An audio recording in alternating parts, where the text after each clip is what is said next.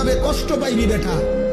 এই রং তামাশার ফুর্তি শেষ হয়ে যাবে, রঙিন ঘুড়ি কাইটা পড়বে একদিন।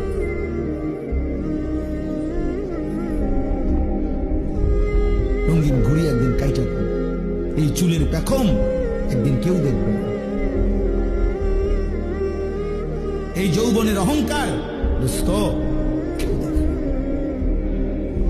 দেখতে দেখতে ফুরায় যায়, দেখতে দেখতে হারায় যায়,